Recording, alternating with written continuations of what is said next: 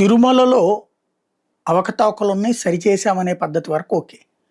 ఉద్దేశపూర్వకంగా కుట్ర చేశారు అన్నటువంటి దాన్ని, అది వైఎస్ కుటుంబాన్ని ఆ కాన్సెప్ట్‌లో లాగాలి అన్నదే ఇక్కడ చంద్రబాబు గాని, పవన్ కళ్యాణ్ ప్రయత్నం గాని. అంటే ఒక శాశ్వతంగా ఒక ముద్ర వేయటం అన్నటువంటి కాన్సెప్ట్ అనమాట. అయితే ఇక్కడ పాయింట్ ఏంటంటే, ఇవాళ హిందుత్వాన్ని నమ్మేటటువంటి చంద్రబాబు గారు, పవన్ కళ్యాణ్ గారు ముస్లింలు నాశనం అయిపోవాలని, క్రైస్తవులు నాశనం అయిపోవాలని కోరుకుంటారా? వాళ్ళకి చర్చిలకి, మసీదులకి డబ్బులు ఇస్తున్నారు.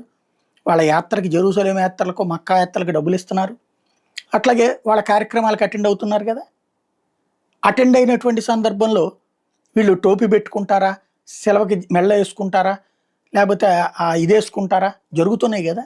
అవన్నీ ద్రోహం అవుతాయా? ఆ మతానికి ద్రోహం చేసినట్టు అవుతాయా? అదే సందర్భంలో రాజశేఖర రెడ్డి కానీ, జగన్మోహన్ రెడ్డి కానీ పుట్టుకలతో క్రైస్తవులు.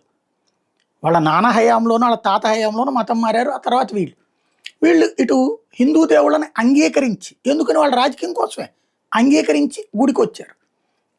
వీళ్ళు ఈ దేవుడిని అపవిత్రం చెయ్యాలి అనుకుంటే దేవుడు చూస్తూ ఊరుకుంటాడా? హిందువులు ఏమనుకుంటాం మనం, ఏ దేవుడు కూడా చూస్తూ ఊరుకోడని చెప్పేసి.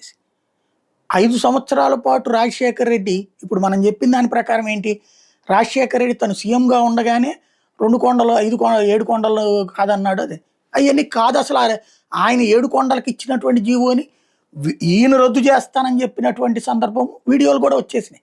అయినా సరే లేదు అతను అట్లాంటి వాడు. మరి 5 సంవత్సరాలు దర్జాగా ముఖ్యమంత్రిగా వెలిగాడు కదా ఆయన.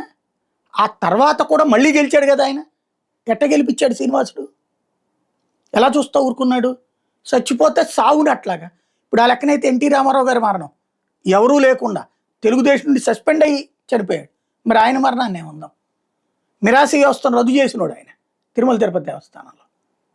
కాబట్టి మనం వ్యక్తిగత దాడిని, మతాన్ని వ్యక్తిత్వ హననానికి, వ్యక్తిగత దాడికి తీసుకువెళ్ళటం కరెక్టా కాదా ధర్మంగా ఆలోచించకుండా అధర్మాన్ని ధర్మంగా చూపెడితే, గతంలో బ్రిటిషోడు చేసిన తప్పుకి, ముస్లిం రాజులు చేసిన తప్పుకి మనకి తేడా ఉండదు. ధర్మాన్ని ధర్మబద్ధంగా మాట్లాడుకోవడమే ధర్మం. ఈ దేశంలో ధర్మమే కాపాడబడింది. ధర్మాన్ని కాపాడటం వల్లనే తరతరాలుగా నడిచింది. కానీ ధర్మాన్ని, దేవుణ్ణి రాజకీయాల కోసం వాడుకుంటే దాని పరిణామం వ్యవస్థ మీదన, జాతి మీదన, సమాజం మీదన ఎక్కువగా పడుతుంది. ఇప్పటికైనా సరే ఈ మత రాజకీయాన్ని మానేసి నిజమైనటువంటి చిత్తశుద్ధితో సంస్కరణలు తీసుకురావాల్సిన అవసరం ఉంది.